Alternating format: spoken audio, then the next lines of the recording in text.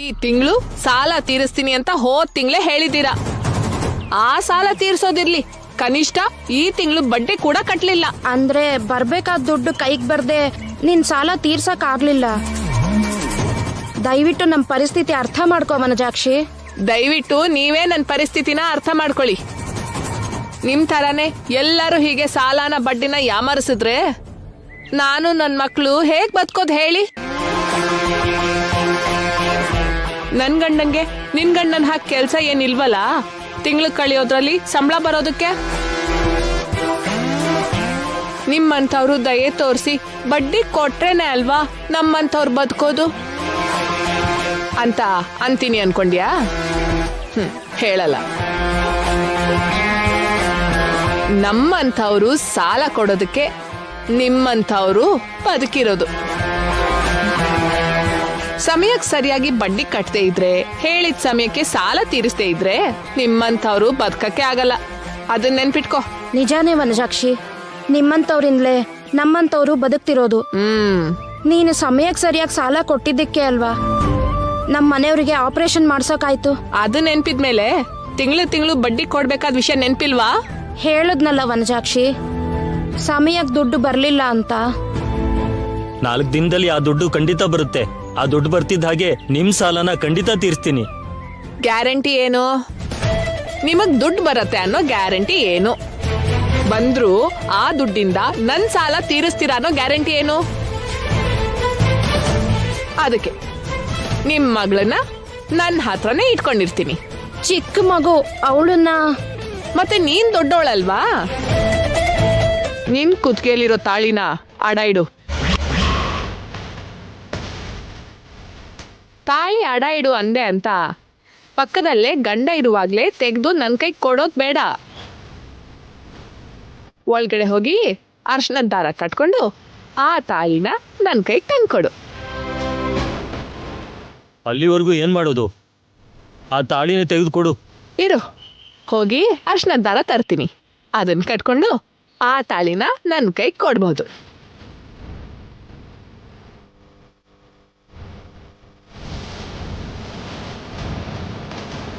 ತಗೋ, ಈ ಅರ್ಶನದ ದಾರ ಕಟ್ಕೊಂಡು ನೀನ್ ತಾಳಿ ಕೊಡು.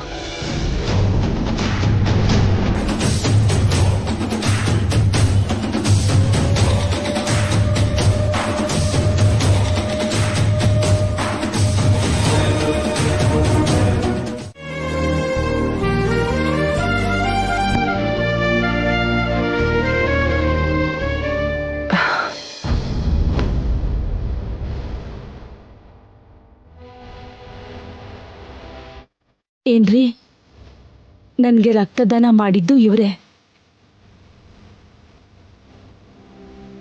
ಇವರು ರಕ್ತದಾನ ಮಾಡಿದ್ರಿಂದಲೇ ನಾನಿವತ್ತು ಜೀವಂತವಾಗಿದ್ದೀನಿ. ಸಮಯಕ್ಕೆ ಇವ್ರು ಬಂದು ರಕ್ತದಾನ ಮಾಡದೇ ಇದ್ದಿದ್ರೆ. ಪ್ಲೀಸ್ ಅಮ್ಮ, ರಕ್ತದಾನ ಅಂತ ಮತ್ತೆ ಹೇಳ್ತಿರ್ಬಿಡಿ. ನಾವು ಮಾಡಿದ್ದು ದಾನನೋ ಧರ್ಮನೋ ಅಲ್ಲ, ನಮ್ಮ ಕರ್ತವ್ಯ ನಾವು ಪೂರ್ತಿ ಮಾಡಿದ್ವಿ ಅಷ್ಟೆ. ಕರ್ತವ್ಯನಾ? ನಮ್ಮತ್ತೆಗೆ ರಕ್ತ ಕೊಡೋದು ನಿಮ್ ಕರ್ತವ್ಯ ಹೇಗಾಗುತ್ತೆ?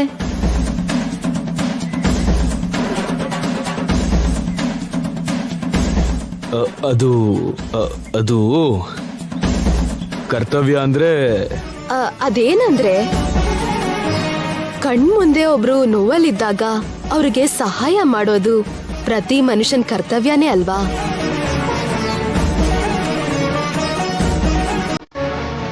ಹಾಗೆ ನಮ್ ಕರ್ತವ್ಯನ ನಾವು ಪೂರ್ತಿ ಮಾಡಿದ್ವಿ ಅಂದಿದ್ದು. ಹೌದು, ಅಷ್ಟೇನಮ್ಮ.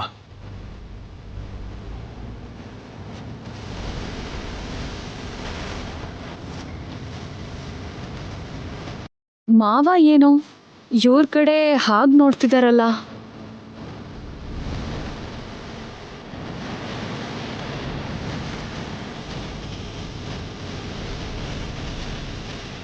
ಈ ಹುಡುಗನ್ ಮುಖ ಎತ್ತರ ಎಲ್ಲ ಥೇಟ್ ನಮ್ ಅಖಿಲ್ ಹಾಗೆ ಇದಾನಲ್ಲ.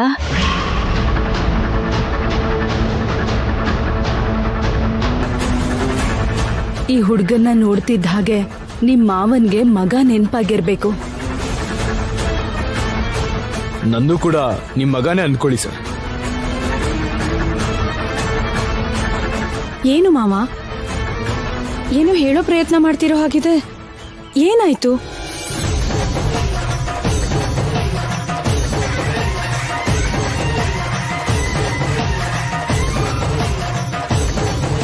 ಏನ್ ಹೇಳ್ರಿ?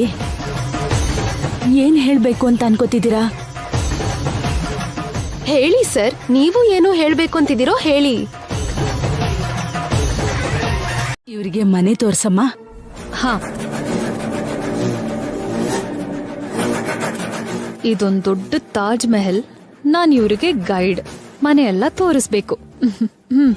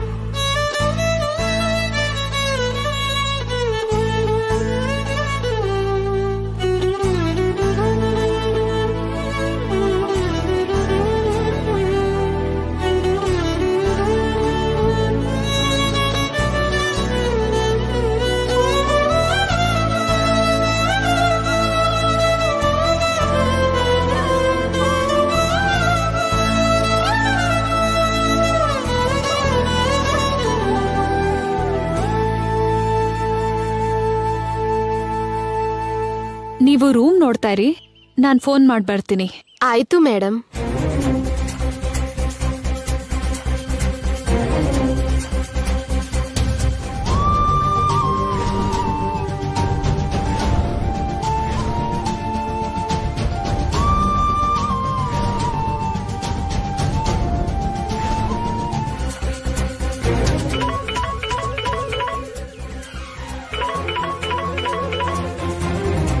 Hello madam. ಅವ್ರ ಅಡ್ರೆಸ್ ಏನಾದ್ರೂ ಸಿಕ್ತಾ? ಇಲ್ಲ ಮೇಡಮ್, ಸಿಗ್ಲಿಲ್ಲ. ಇನ್ನೂ ಸಿಗ್ಲಿಲ್ಲ ಅಂದ್ರೇನು? ನೀನ್ ಆ ಕೆಲ್ಸದ ಮೇಲೆ ಇದ್ಯಾ ಇಲ್ವಾ? ಅದನ್ನೇ ಮಾಡ್ತಾ ಇದ್ದೀನಿ ಮೇಡಮ್. 24 ಅವರ್ಸು ಅವ್ರನ್ನ ಹುಡ್ಕೋ ಕೆಲಸನೇ ಮಾಡ್ತಿದ್ದೀನಿ. ಆದಷ್ಟು ಬೇಗ ಅವ್ರ ಅಡ್ರೆಸ್ ತಿಳ್ಕೊಂಡು ನಿಮಗೆ ಫೋನ್ ಮಾಡ್ತೀನಿ ಮೇಡಮ್. ಸರಿ, ಬೇಗ ಮಾಡು.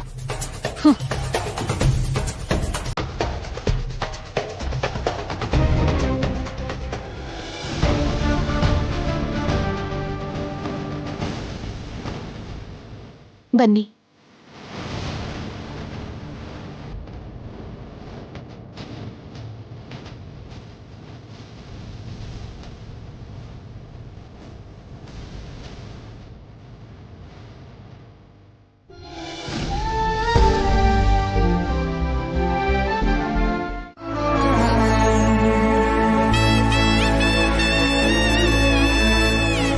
ಬೇಜಾರ್ ಮಾಡ್ಕೋಬೇಡ್ರಿ. ನಡೆದಿದ್ನ ನೆನ್ಪ್ ಮಾಡ್ಕೊಳ್ಳೋದ್ರಿಂದ ಉಪಯೋಗ ಏನಿಲ್ಲ. ಅತ್ತೆ ಮಾವ ಹೇಗೋ ಆರೋಗ್ಯವಾಗಿದ್ದಾರಲ್ಲ, ಅಷ್ಟು ಸಾಕ್ ನಮ್ಗೆ. ಐಶ್ವರ್ಯ ಅಕ್ಕ ಹಾಗೆ, ಅವ್ರಷ್ಟು ಬೇಗ ಬದ್ಲಾಗಲ್ಲ ಅನ್ಸತ್ತೆ. ಬಿಟ್ಬಿಡ್ರಿ. ಹಾಗಂತ ಹೇಗ್ ಬಿಡಕ್ಕಾಗತ್ತೆ ಶ್ಯಾಮ? ನಮ್ ಮೇಲಿರೋ ಕೋಪಕ್ಕೆ ಅವಳು ಮಮ್ಮಿ ಡ್ಯಾಡಿಗೆ ಏನಾದರೂ ತೊಂದರೆ ಮಾಡಿದ್ರೆ ಅಂತ ನನಗ್ ಭಯ.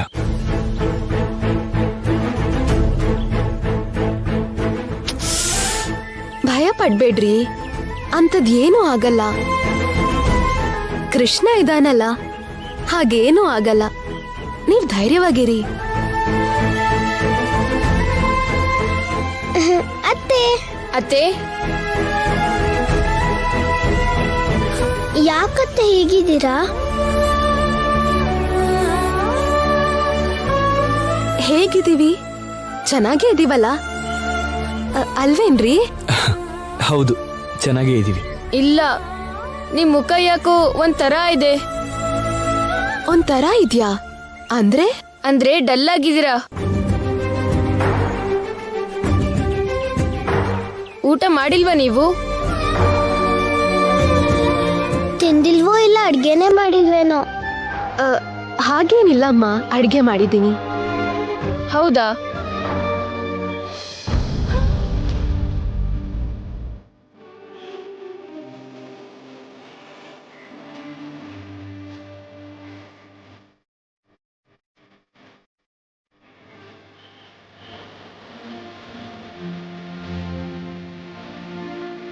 ಅತ್ತೆ ಯಾಕೆ ಪಾತ್ರೆಯಲ್ಲಿ ಅಡ್ಗೆನೇ ಮಾಡಿಲ್ಲ? ಎಲ್ಲ ತೊಳ್ದಿರೋ ಥರ ಇದೆ.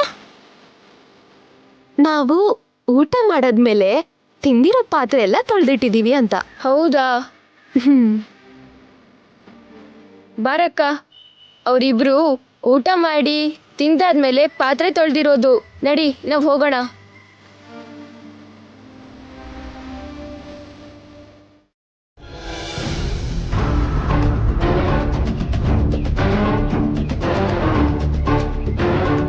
ಅಮ್ಮ ಅಮ್ಮ, ಹಾ, ಏನ್ ಹೇಳು?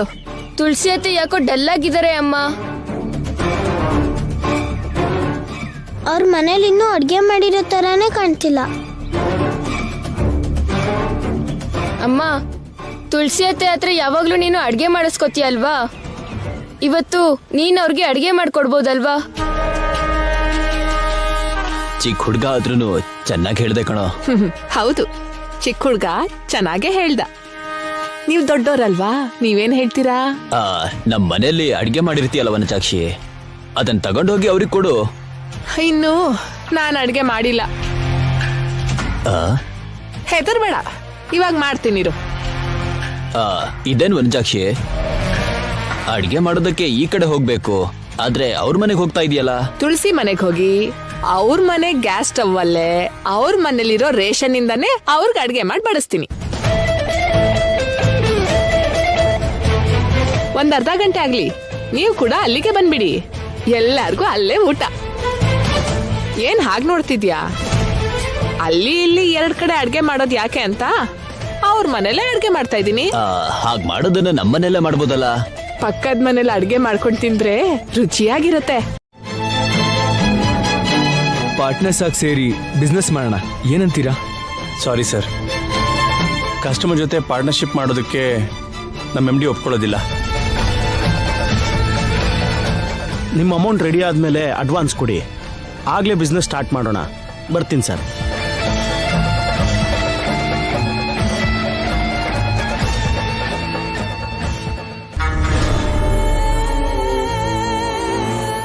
ಯಾವುದೋ ಹೊಸ ಮುಖ ನಿಖಿಲ್ ಮನೆಗೆ ಬಂದಿರೋ ಹಾಗಿದೆಯಲ್ಲ.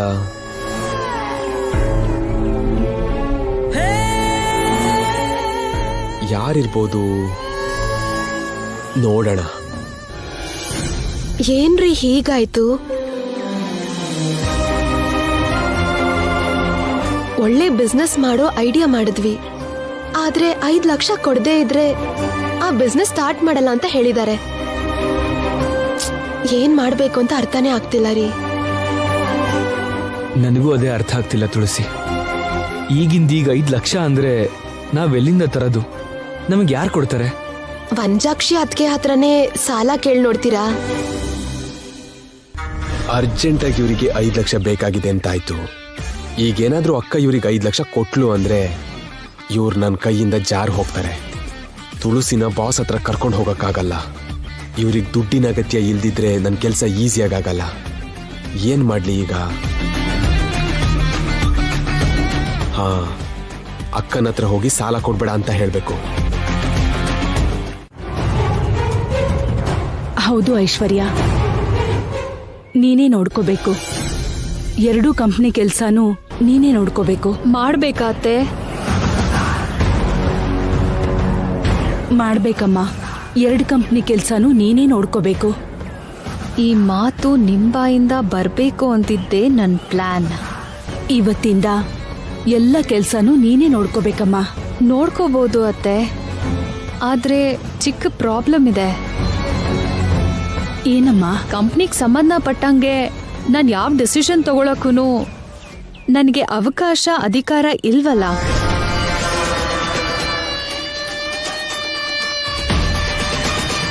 ಹಾಗೆ ಅವಕಾಶ ಅಧಿಕಾರ ಇಲ್ಲದೆ ಇದ್ರೆ ನಾನು ಈ ಕಂಪ್ನಿನ ಡೆವಲಪ್ ಮಾಡೋದಕ್ಕೆ ಯಾವ ನಿರ್ಧಾರನೂ ತಗೊಳಕ್ಕಾಗಲ್ಲ.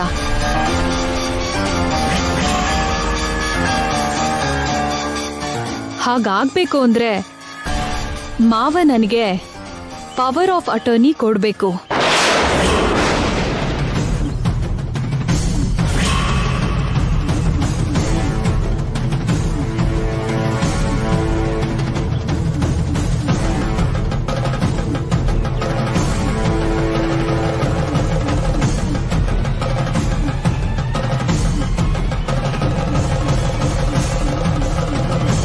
ಪವರ್ ಆಫ್ ಅಟರ್ನಿ ಇಲ್ದೇ ಇದ್ರೆ ನಾನು ಫ್ಯಾಕ್ಟ್ರಿಗೆ ಹೋದ್ರೂ ಕೂಡ ಯಾವ ಉಪಯೋಗನೂ ಇರಲ್ಲ ಅತ್ತೆ. ಹೌದಾ? ಹಾಗಾದ್ರೆ ಈಗ್ಲೇ ಪವರ್ ಆಫ್ ಅಟಾರ್ನಿ ರೆಡಿ ಮಾಡ್ಸಮ್ಮ. ಪವರ್ ಆಫ್ ಅಟರ್ನಿ ರೆಡಿ ಮಾಡಿಸಿದ್ರು ಕೂಡ ಮಾವಂಗ್ ಸೈನ್ ಮಾಡೋಕ್ಕಾಗಲ್ವಲ್ಲ ಅತ್ತೆ? ಸೈನ್ ಮಾಡದೇ ಇದ್ರೂ ಪರವಾಗಿಲ್ಲ ಅಕ್ಕ, ಹೆಬ್ಬೆರಳು ಒತ್ತಿದ್ರೆ ಸಾಕಾಗುತ್ತೆ.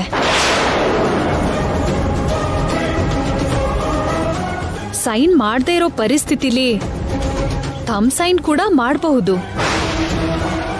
ಹಾಗಾದ್ರೆ ಇನ್ನೇನಮ್ಮ, ಆ ಏರ್ಪಾಡ್ ಮಾಡ್ಕೋ. ಹಾ,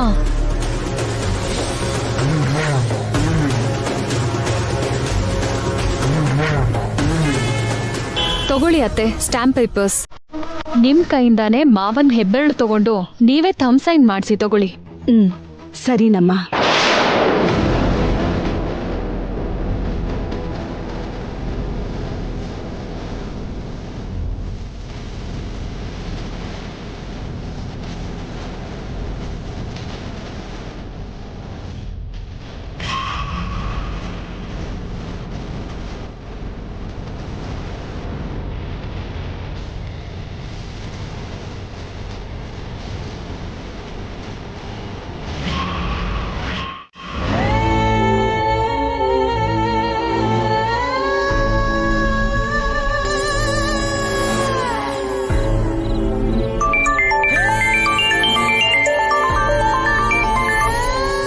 ಹಲೋ ಭಯ್ಯ, ಹೇಳು.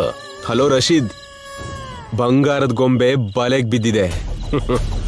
ಹೌದಾ? ಹೌದು, ಅಗ್ರಿಮೆಂಟ್ ಮಾಡೋದಕ್ಕೆ ಅರ್ಜೆಂಟ್ ಮಾಡ್ತಿದ್ದಾಳೆ. ಹಾಗಾದ್ರೆ ಇನ್ಯಾಕ್ ತಡ? ಬಾಸ್ ಹತ್ರ ಮಾತಾಡಿ ನಾಳೆನೆ ಮುಹೂರ್ತ ಇಡ್ಸೋಣ. ಮುಹೂರ್ತ ಇಟ್ರೆ ಸಾಕಾಗಲ್ಲ, ಅಲ್ಲಿ ನಡೆಯೋ ಪ್ರತಿಯೊಂದು ಕೂಡ ಸರಿಯಾಗಿ ನಡಿಬೇಕು. ಯಾರಿಗೂ ಅನುಮಾನ ಬರ್ದಿದ್ದ ಹಾಗೆ ನಡಿಬೇಕು. ಅಂದ್ರೆ ಆ ಬಂಗಾರದ ಗೊಂಬೆ ಅಗ್ರಿಮೆಂಟ್ ಮಾಡೋದಕ್ಕೆ ಅಲ್ಲಿಗೆ ಬರ್ತೀನಿ ಅಂತ ಹೇಳಿದಾಳೆ. ಅಗ್ರಿಮೆಂಟ್ ಆಗ್ತಿದ್ದ ಹಾಗೆ 5 ಲಕ್ಷ ದುಡ್ಡನ್ನ ಕೊಡ್ತೀವಿ ಅಂತ ಅನ್ಕೊಂಡಿದ್ದಾಳೆ. ಅವಳು ಹಾಗನ್ಕೊಳ್ತಾ ಅಗ್ರಿಮೆಂಟ್ ಓದ್ತಾ ಸೈನ್ ಮಾಡ್ತಿರೋ ಟೈಮಲ್ಲೇ ಆ ಮತ್ತಿನ ಔಷಧಿ ಕೊಡ್ಬೇಕು. ನಮ್ ಕೆಲ್ಸ ಮುಗಿಸ್ಬೇಕು. ಓಕೆನಾ? ಓಕೆ. ಹಾ, ಇನ್ನೊಂದು ಮುಖ್ಯವಾದ ವಿಷಯ. ಏನು? ಬಂಗಾರದ ಗೊಂಬೆನ ನಿನಗ್ ಒಪ್ಸಿದ ತಕ್ಷಣನೇ ನನಗ್ ಬರ್ಬೇಕಾಗಿರೋ ನನ್ ದುಡ್ಡು ನನ್ ಕೈಲಿರ್ಬೇಕು. ಆ ವಿಷಯಕ್ಕೆ ನೀನೇನ್ ಟೆನ್ಷನ್ ಮಾಡ್ಕೋಬೇಡ. ನೀನ್ ದುಡ್ಡನ್ನ ನಿನಗೆ ಕೊಡ್ಸೋ ಜವಾಬ್ದಾರಿ ನಂದು, ಸರಿನಾ? ಓಕೆ, ಹಾಗಾದ್ರೆ ನಿಮ್ಮ ಏರ್ಪಾಡೆಲ್ಲ ನೀವು ಮಾಡ್ಕೊಳ್ಳಿ.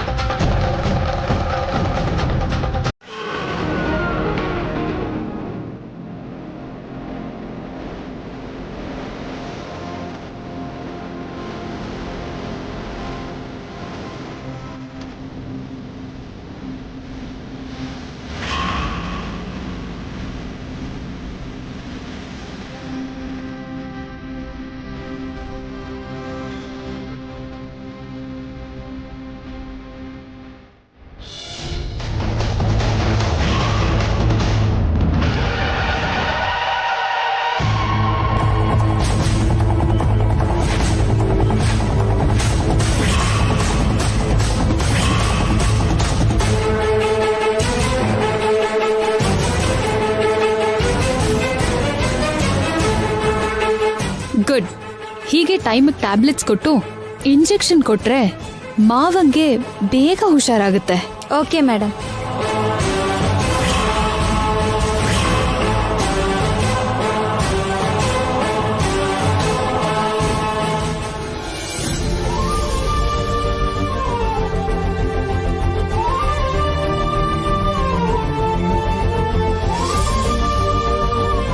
ಬ್ರದರ್,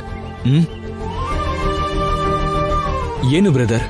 ನಿಮ್ಗೊಂದು ಗುಡ್ ನ್ಯೂಸ್ ಹೇಳ್ಬೇಕು ಬ್ರದರ್. MD ನಾಳೆನೆ ಅಗ್ರಿಮೆಂಟ್ ಮಾಡ್ಕೊಳ್ಳೋದಕ್ಕೆ ಬನ್ನಿ ಅಂದ್ರು.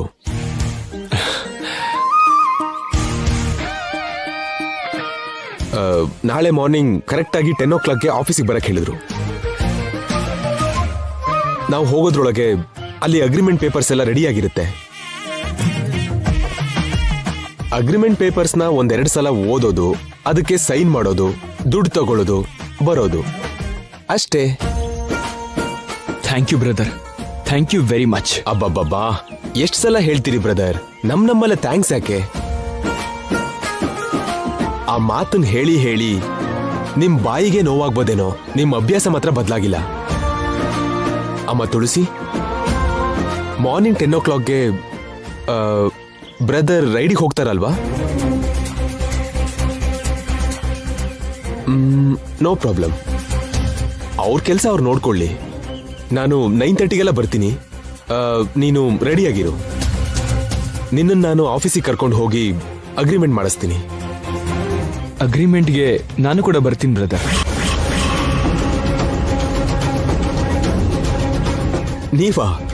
ನೀವ್ಯಾಕೆ ಬ್ರದರ್ ಸುಮ್ಮನೆ ಕೆಲಸ ಬಿಟ್ಟು ಬರಬೇಕು? ನಿಮ್ ಪಾಡಿಗೆ ನೀವು ರೈಡಿಗೆ ಹೋಗಿ. ರೈಡಿಗೆ ಹೋದ್ರಲ್ವಾ ನಾಳೆ ದುಡ್ಡು ಬರೋದು. ಒಂದು ದಿನಕ್ಕೇನೂ ಆಗಲ್ಲ ಬ್ರದರ್. ಅಗ್ರಿಮೆಂಟ್ ಮಾಡಿಸೋದಕ್ಕೆ ತುಳಸಿ ಜೊತೆ ನಿಖಿಲ್ ಕೂಡ ಬರ್ತೀನಿ ಅಂತಿದ್ದಾನೆ. ಅವನ್ ಜೊತೆಗೆ ಬಂದ್ರೆ ನಾನ್ ಅನ್ಕೊಂಡಿರೋ ಕೆಲಸ ಆಗಲ್ಲ. ಅದಾಗದೆ ಇದ್ರೆ ನನಗ್ ಬರ್ಬೇಕಾಗಿ ದುಡ್ಡು ಬರಲ್ಲ. ಏನಾದ್ರೂ ಮಾಡಿ ನಿಖಿಲ್ನ ನಾಳೆ ಅಗ್ರಿಮೆಂಟಿಗೆ ಬರ್ದೇ ಇರೋ ಹಾಗೆ ನೋಡ್ಕೋಬೇಕು. ಏನ್ ಮಾಡ್ಲಿ?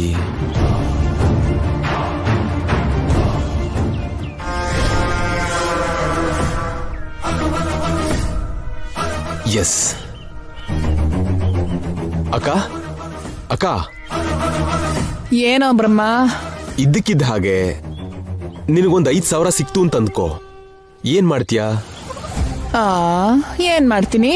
ಆ 5,000ಕ್ಕೆ ಇನ್ನು 95,000 ಸೇರಿಸಿ 1,00,000 ಮಾಡಿ ಅದನ್ನ ಬಡ್ಡಿಗೆ ಕೊಡ್ತೀನಿ. ಹಾಗಾದ್ರೆ ನೀನ್ 95,000 ರೆಡಿ ಮಾಡ್ಕೋ ಅಕ್ಕ. ನಿನಗೆ 5,000 ಸಿಗೋ ಐಡಿಯಾ ನಾನ್ ಕೊಡ್ತೀನಿ. ಏನೋ ಐಡಿಯಾ? ಸಿಗ್ನಲ್ ಜಂಪಿಂಗ್ಗೆ, ರಾಂಗ್ ಪಾರ್ಕಿಂಗ್ಗೆ, ಹೆಲ್ಮೆಟ್ ಇಲ್ದೇ ಇರೋ ಡ್ರೈವಿಂಗ್ಗೆ. ನಮ್ ಬೈಕ್ ಮೇಲೆ ಕೆಲವು ಕೇಸ್ ಇದೆ ಅಲ್ವಾ? ಹೌದು, ತುಂಬಾನೇ ಇದೆ. ನಾಳೆನೆ ಆ ಫೈನ್ ಕಟ್ಟಿದ್ರೆ 90% ಡಿಸ್ಕೌಂಟ್ ಇರುತ್ತಂತೆ. 90%? ನಿಜಾನಾ? ಹೌದಕ್ಕ. ನೀನೇನಾದ್ರೂ ನಾಳೆನೆ ಫೈನ್ ಕಟ್ಟಿದೆ ಅಂತ ಅನ್ಕೋ, ನಿನಗೆ 5,000 ಉಳಿಯುತ್ತೆ.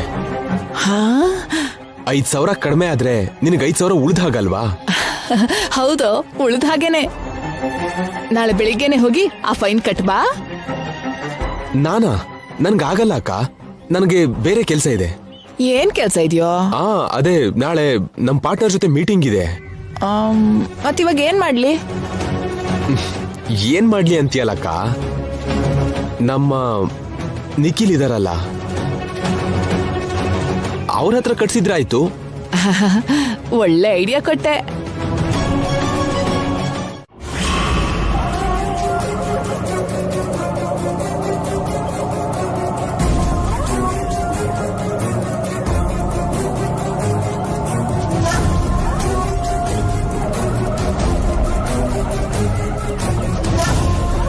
ಪಾಪ ಬಲಿಪಶು ಹೊರಟಿದೆ.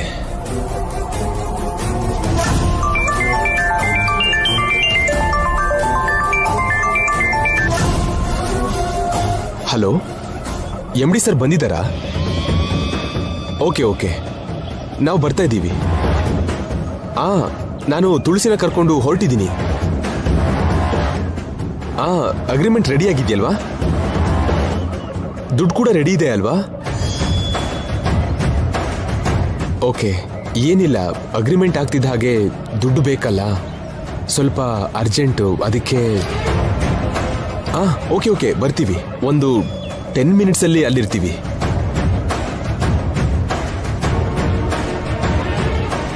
ಹೇಳಿದ್ನಲ್ಲ, ಆ ಚಾನಲ್ MD ತುಂಬಾ ಪರ್ಫೆಕ್ಟ್ ಅಂತ. ಆಲ್ರೆಡಿ ಅವ್ರು ಬಂದಿದ್ದಾರೆ, ದುಡ್ಡು ಕೂಡ ರೆಡಿ ಇದೆಯಂತೆ. ನಾವು ಹೋಗಿ ಅಗ್ರಿಮೆಂಟ್ ಮಾಡಿ ದುಡ್ಡು ತಗೊಂಡು ಬರೋದಷ್ಟೇ. ಥ್ಯಾಂಕ್ಸ್ ಅಣ್ಣ. ಮತ್ತೆ ಥ್ಯಾಂಕ್ಸ್ ಯಾಕಮ್ಮ?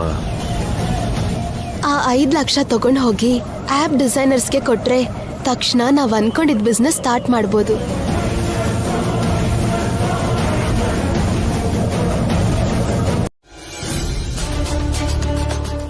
ಥ್ಯಾಂಕ್ ಗಾಡ್, ಚಲನ್ ಕೆಲಸ ಬೇಗನೆ ಮುಗ್ದೋಯ್ತು. ಅರ್ಜೆಂಟಾಗಿ ಶ್ಯಾಮ ಹೋಗಿರೋ ಆಫೀಸ್ ಹತ್ರ ಹೋಗ್ಬೇಕು.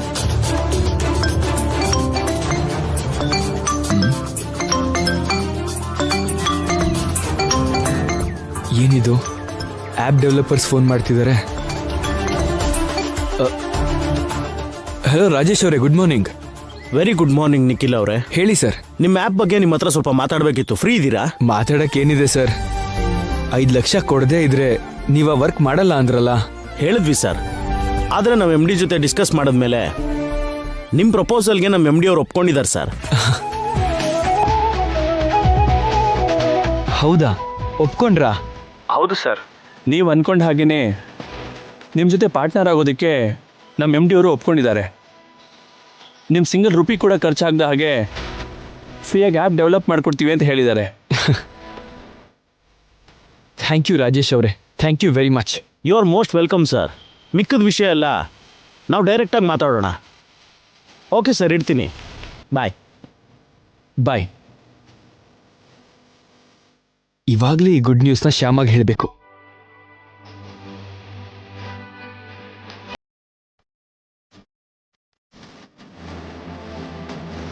ಹೌದು, ಅವ್ರು ಫ್ರೀಯಾಗಿ ಆ್ಯಪ್ ಡೆವಲಪ್ ಮಾಡುವಾಗ ಶ್ಯಾಮ ಅವ್ರು ಯಾರ ಹತ್ರನೂ ಅಗ್ರಿಮೆಂಟ್ ಯಾಕೆ ಮಾಡಬೇಕು? 5 ಲಕ್ಷ ಯಾಕೆ ತಗೋಬೇಕು? ಇನ್ನು ದುಡ್ಡಿನ ಅವಶ್ಯಕತೆ ಇಲ್ವಲ್ಲ. ಅಗ್ರಿಮೆಂಟ್ ಮಾಡ್ಬಿಡ ಅಂತ ಶ್ಯಾಮಗೆ ಫೋನ್ ಮಾಡ್ತೀನಿ.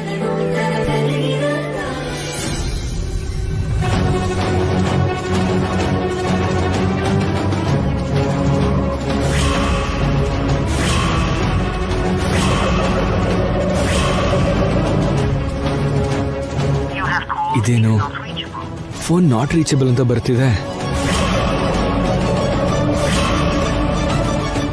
ಏನಾಗಿರ್ಬೋದು?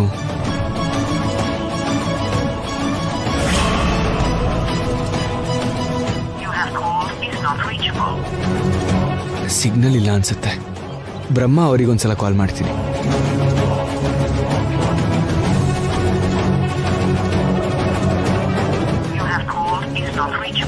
ಛೇ, ಇದೇನಿದು? ಇಬ್ರು ಫೋನು ಸಿಗ್ತಾ ಇಲ್ವಲ್ಲ. ನಾಳೆ ಬಿಸ್ನೆಸ್ ಸ್ಟಾರ್ಟ್ ಆದ್ಮೇಲೆ ಶ್ಯಾಮ ನನ್ನ ಪಕ್ಕದಲ್ಲೇ ಇದ್ದು ಎಲ್ಲ ನೋಡ್ಕೋಬೇಕು.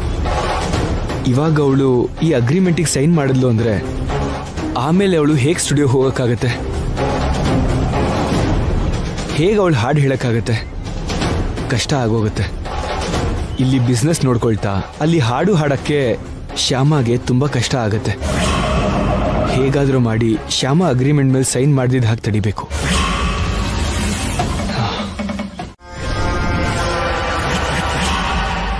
ಆ ಇಂಜೆಕ್ಷನ್ ಬರೋ ಫ್ಲೈಟ್ 1 ಗಂಟೆ ಲೇಟಾಗಿ ಬಂದಿದೆ. ಆಲ್ರೆಡಿ ನಮ್ಮ ವ್ಯಕ್ತಿ ಏರ್ಪೋರ್ಟಿಗೆ ಹೋಗಿದ್ದಾನೆ. ಇಂಜೆಕ್ಷನ್ ತಗೊಂಡು ಅವನು ಬರ್ತಾ ಇದ್ದಾನಂತೆ.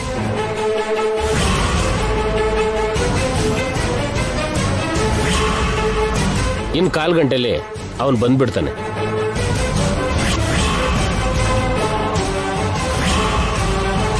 ಅವನು ಬರೋ ಅಷ್ಟರಲ್ಲಿ ಏನಾದರೂ ತೊಂದರೆ ಆದ್ರೆ ಅಂತ ನಂಗೆ ಟೆನ್ಷನ್.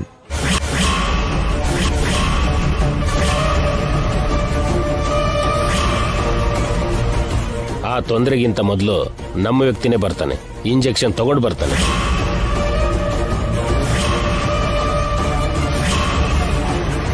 ಪಕ್ಕ ಹೇಳ್ತಿದ್ಯಾ? ಏನು ತೊಂದರೆ ಆಗಲ್ಲ ಅಂತೀಯಾ? ಒಂದು ವೇಳೆ ಸಮಸ್ಯೆ ಆದರೂ ಅದನ್ನು ಮುಗಿಸೋಣ.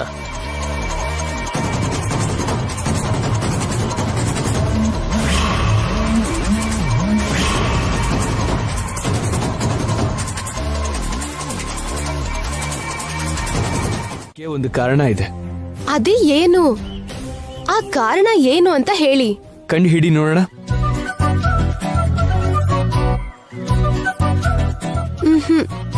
ನಂಗೆ ಗೊತ್ತಾಗ್ತಿಲ್ಲ. ಅದೇನು ಅಂತ ನೀವೇ ಹೇಳಿ. ಹೇಳಲ್ಲ, ಅದು ಸರ್ಪ್ರೈಸ್, ಹೇಳಬಾರ್ದು. ಹೇಳ್ದೆ ಇದ್ರೆ ಆ ಸರ್ಪ್ರೈಸ್ ಏನು ಅಂತ ನನ್ಗೆ ಹೇಗೆ ಗೊತ್ತಾಗತ್ತೆ?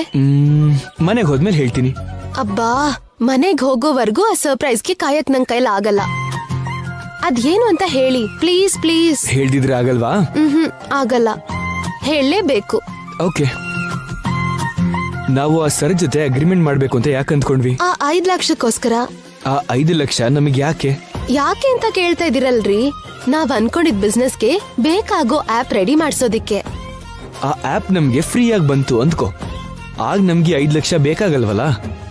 ಬೇಕಾಗಲ್ಲ. ಆದ್ರೆ ಆ ಆಪ್ ಫ್ರೀಯಾಗಿ ಹೇಗ್ ಬರುತ್ತೆ? ಬಂದಿದೆ, ಆಲ್ರೆಡಿ ಬಂದಿದೆ. ಅವಾಗ್ಲೇ ಆ ಆಪ್ ಡೆವಲಪರ್ಸ್ ಫೋನ್ ಮಾಡಿದ್ರು. ಅವ್ರ MD ಜೊತೆ ಮಾತಾಡಿದ್ರಂತೆ. ಅವರು ಫ್ರೀಯಾಗಿ ನಮಗೆ ಆ್ಯಪ್ ರೆಡಿ ಮಾಡಿಕೊಡೋದಕ್ಕೆ ನಮ್ಮ ಜೊತೆ ಪಾರ್ಟ್ನರ್ ಆಗಿ ಸೇರೋದಕ್ಕೆ ಒಪ್ಕೊಂಡಿದಾರಂತೆ. ಹೌದಾ? ಎಂತ ಶುಭ ವಾರ್ತೆ ಹೇಳಿದ್ರಿ. ಇದೆಲ್ಲ ನನ್ ಕೃಷ್ಣನ್ ದಯೆ. ಹೌದು, ಕೃಷ್ಣನ್ ದಯೆ ಮಾತ್ರ ಅಲ್ಲ ಶ್ಯಾಮ, ನಿನ್ ಸಂಕಲ್ಪ ಬಲ ಕೂಡ. ಆ ಬಿಸ್ನೆಸ್ ಮಾಡ್ಬೇಕು ಅನ್ನೋ ಯೋಚನೆ ನಿಂದಲ್ವಾ?